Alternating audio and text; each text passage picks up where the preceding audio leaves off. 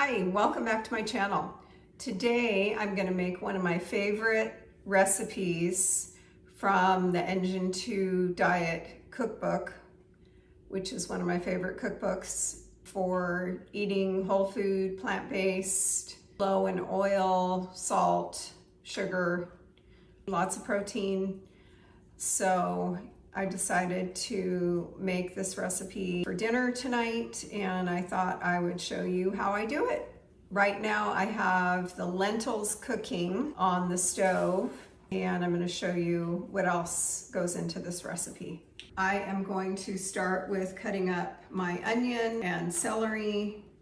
I will post this recipe in the description of the video, and you can also find it, like I said, in the Engine 2 Cookbook. 2 stalks of celery to start, and a half of an onion. And so I put a little bit of olive oil in the pan, and so we'll start with that. I'm not a chef, so don't judge my knife skills.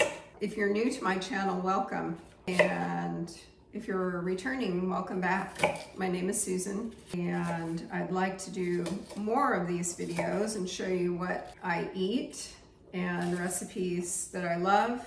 So look for that in the future. So I'm gonna add my celery and my onion to a hot pan, which I will turn on. And then the other ingredients in this recipe are celery, onion, garlic, firm tofu, walnuts, but I don't add the walnuts. I add some mushrooms instead, and cooked lentils, brown lentils, oats, soy sauce, ketchup, Dijon mustard, and some spices. So that is pretty much the ingredients. It's a pretty easy recipe. So I'm going to add these to my pan. So I have some onion, celery sauteing in the pan. You can see my lentils also right here cooking. They'll take about 20 minutes. And then I have some garlic I'm going to add. Saute that. So that will saute for about 5 minutes. And then we will be able to put it all together.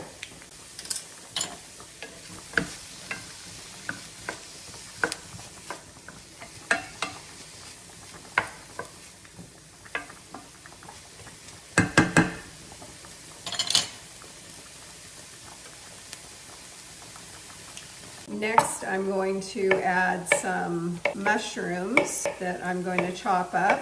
This is kind of in place of the walnuts, which I don't know, I feel like it's a little too much with the tofu, the lentils.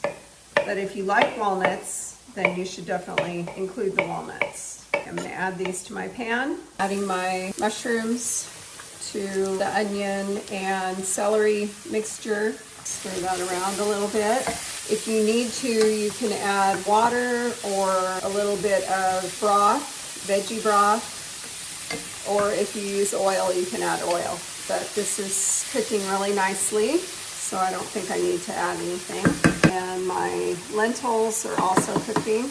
Don't need to do too much to this, but it is going to be delicious. So the next step is to mash some tofu in a bowl before I add all the other ingredients. So I'm just taking some tofu. I'm going to put a little less tofu than it asks for in the recipe, 10 ounces.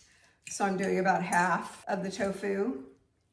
I want the tofu for the protein, so I'm going to keep it in and just mash it up. So there's the tofu, mash it up. I'm going to stir in my lentils, my cooked lentils, and my sauteed mixture, onion, celery, garlic.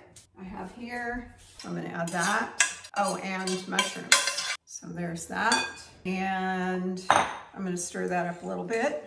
And I think I'm going to add my spices before I add the oats. So I have 2 teaspoons of dried parsley, a half a teaspoon of thyme, a half a teaspoon of sage, a half a teaspoon of rosemary. So I'm going to add all these. And I am going to add a little bit of salt, so maybe a 1/4 teaspoon, and stir that up. and a little bit of pepper, and I'll stir that up a little bit. The other thing we're going to add is the Dijon mustard, soy sauce, and ketchup. So I'll start with the soy sauce, 3 tablespoons of soy sauce. Need my tablespoon. So 3 tablespoons. This recipe has so much flavor. If you love meatloaf, you used to love meatloaf, if you don't eat meat anymore, it's really satisfying. I used to love meatloaf, and it's just great to have a meat alternative that's high in protein and tastes great, very herby, and it's great alternative. Let's see, ketchup, 2 tablespoons of ketchup. So there's the ketchup, and then the Dijon mustard, 1 tablespoon of Dijon mustard, which really adds some good flavor. And I will mix this all up, and then I'll add the oats. It smells so good. And then our oats, I have 1.25 cups of oats, not uncooked. So they'll cook when we bake it, and it kind of binds it all together, and you will see that when it's done baking. All right, so I have a pan. It's supposed to be a loaf pan, but I can't find the loaf pan. So I'm gonna use this 8x8 pan. I may have a little bit left over. So let's see. I did oil it a little bit, put some oil in the bottom, and pour it into the pan. I'm preheating the oven to 350, and it should cook for, the recipe calls for about 55 minutes to an hour. I like to pack this down so that it's a little bit more of a meatloaf consistency rather than being loose. So put it in and pack it down, and then I'm going to add some ketchup to the top, just like we do with a regular meatloaf. I'm so excited to see what this is like, even though I've had it before. I haven't made it for a while. So put some ketchup on the top. There we go. And there it is. So I'm gonna put this in the oven, bake it, and then I'll be back with you in about an hour. There it is. All right, so the meatloaf is out of the oven, and I'm gonna cut a piece and try it. Smells so good, like I said before, so herby and delicious. Here it is. It's hot, but it looks and smells so great. So much fiber, so much protein, just a really perfect whole food plant-based meal. So good. So try this recipe.